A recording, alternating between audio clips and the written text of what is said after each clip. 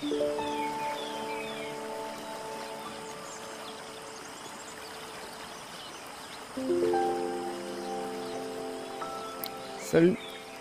Aujourd'hui, je t'emmène en balade et j'ai envie de prendre le temps de discuter un petit peu avec toi. Et là, je voudrais te parler un petit peu du travail. Comment est-ce qu'on peut voir son travail quand on est entrepreneur, entrepreneuse, à son compte, et même quand on est salarié?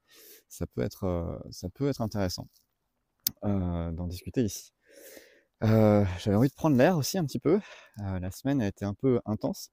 Et j'ai envie de te partager ma météo justement parce que ben, je suis en plein dans des challenges d'entrepreneur quand on est en solo, quand on doit faire face un peu à d'être sur tous les fronts. Et donc là, cette semaine, en plus d'un calendrier, enfin calendrier, ouais, une charge de boulot qui est assez normale mais conséquente. Et par-dessus ça s'ajoutent bah, des imprévus d'ordre familiaux, alors rien de grave, mais qui chamboulent ton emploi du temps parce que tu dois être sur le pont pour t'occuper davantage des enfants. Alors en l'occurrence, mon épouse qui était malade, et ben ça vient un petit peu chambouler tout le planning. Et donc, un petit peu de stress qui s'accumule sur mince, je dois faire ceci en temps et en heure. Et en fait, comment gérer tout ça aussi. Donc en fait, il y a ce côté où besoin de prendre l'air, besoin de respirer, finalement ralentir alors qu'on voudrait accélérer. Et je te jure que là, j'ai qu'une envie, c'est d'accélérer. Et en même temps, te faire cette vidéo, c'est aussi pour moi important parce que en tant que dans mon entreprise, je suis aussi en train de lancer la chaîne YouTube au moment où je tourne. Et je me suis donné comme challenge de faire une vidéo par semaine. Et je suis en train d'essayer de trouver mon rythme, de caler les choses pour essayer d'optimiser le temps de montage, de tournage, et qu'il n'y ait justement pas trop de montage, que ce soit assez spontané. Donc là, c'est typiquement un exemple dans cette vidéo. Et puis, bah, profiter de ce moment-là pour moi-même respirer un peu. Alors si tu me connais pas, juste avant de rentrer dans le vif du sujet, je suis Yann Lopin, je suis webmaster holistique, et je peux accompagner des gens sur leur site web évidemment, mais surtout ce qu'on va mettre dedans. Et ça concerne du coup bah, l'offre, la création d'offres, la rédaction, le graphisme, te créer ton logo, ta charte graphique, et puis toute l'identité visuelle qui va avec. Tout ça en un minimum de temps et pour que ce soit hyper complet et que tu galères pas des mois et des mois. Alors, le travail. Comment moi je vois les choses? Donc je te partage mon expérience, ma sensibilité. C'est pas une vérité absolue, hein, donc n'en prends pas ombrage si tu, si tu n'es pas d'accord. Et puis si tu n'es pas d'accord, c'est très bien, tu pourras même laisser des commentaires pour nourrir la discussion. Moi, j'aime bien voir le travail, notamment mon travail d'entrepreneur, comme un travail, comme un jeu. Comme un jeu. Alors j'ai un petit côté geek, peut-être toi t'es pas geek, mais sans être geek, on peut avoir ce côté un petit peu adrénaline, ce côté grisant de vouloir passer les niveaux. Et c'est justement un petit peu ce que je trouve intéressant dans mon travail. C'est justement de toujours essayer de passer au niveau supérieur, de commencer là où on en est, de passer, d'avoir les premiers résultats, d'avancer étape par étape et de se dire ok, là c'est pas encore la panacée forcément, mais on va passer au niveau suivant. On franchit les seuils petit à petit. Et bah, c'est quelque chose évidemment qu'on retrouve bien sûr dans tout type de jeu, mais dans le travail, c'est vraiment pareil. Et je trouve que ça apporte vraiment un côté ludique à la façon de voir son travail. On pourrait même l'appliquer au salariat, même en étant salarié, on pourrait aussi voir un côté bah, de niveau à passer dans l'entreprise. Alors je parle pas forcément de gravir les échelons et d'arriver en haut de l'entreprise dans la pyramide, mais de devenir plus performant, de mettre de l'apprentissage dans son travail, d'essayer de trouver des nouvelles choses à faire, si c'est un travail répétitif par exemple. Moi, quand j'étais salarié, ce que j'aimais beaucoup dans mon travail, ce que j'aime toujours d'ailleurs, parce que c'est foncièrement une partie, c'est foncièrement la même chose. J'ai commencé en tant que développeur web dans des entreprises, et en fait, bah, c'est ce côté où comment je donne j'ai un challenge de bah, implémenter une nouvelle fonctionnalité dans un site internet, par exemple, et comment je fais pour que ça puisse être bah, le plus intelligemment fait pour que ce soit, que ça fonctionne bien, que ce soit bien intégré, que toutes les variables et les, contraintes soient prises en compte et donc c'est un espèce de gros Rubik's cube. Pour le coup, j'aime pas le Ru enfin, je suis pas fan du Rubik's cube, mais c'est un peu l'idée de se dire, «J'ai un sac de nœuds à dénouer» et c'est hyper, stimulant, pour moi de me lancer là-dedans. Et donc du coup, bah, finalement, il y avait toujours une nouvelle fonctionnalité à implémenter, donc c'était toujours un nouveau jeu, qu'on me demandait de faire, et que j'aimais bien faire, dans mon travail de salarié. Toujours dans mon travail de freelance, sauf que là, c'est encore plus motivant, je dirais, parce que c'est pour, enfin, c'est pour moi, à mon compte, mais au service, bah, de mes clients et plus les clients de l'entreprise.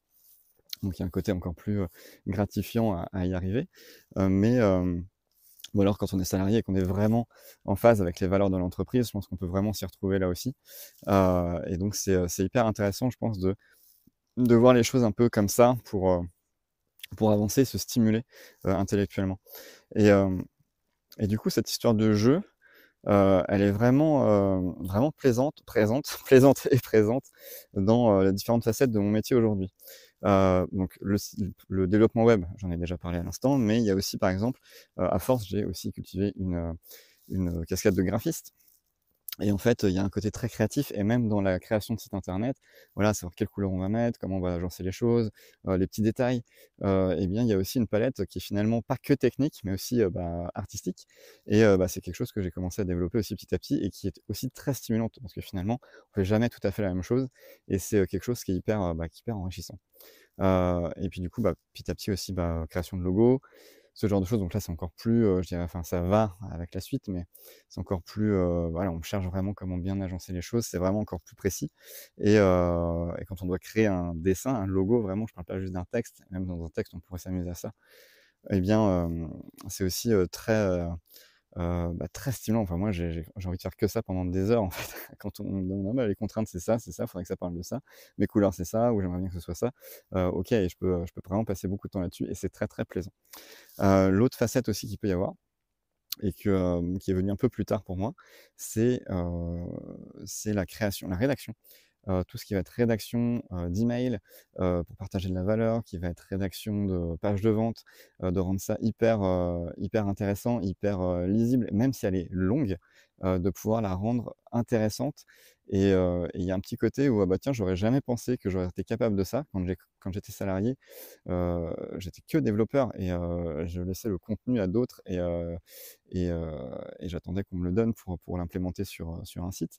Mais aujourd'hui, j'écris, et j'adore ça, en fait. Je trouve ça hyper intéressant, et ça demandera aussi un gros effort, quand on essaie de le faire vraiment assez rapidement, peut-être 1 ou 2 jours même s'il y a de la réflexion avant. La partie rédaction est vraiment, challengeante et c'est vrai qu'il y a ce côté où le cerveau, il est bien enfin bon, le mien, il est bien il mouline bien et à la fin, quand j'ai fini, je suis: «Ah!» une espèce de soulagement de l'effort qui s'arrête comme après une séance de sport. Donc c'est hyper chouette, en fait, comme sensation et il y a beaucoup de plaisir aussi à la rédaction. Donc c'est quelque chose que maintenant je propose aussi à mes clientes. Mais le truc, c'est que, ouais, j'aurais jamais pensé, me dire, écrivain.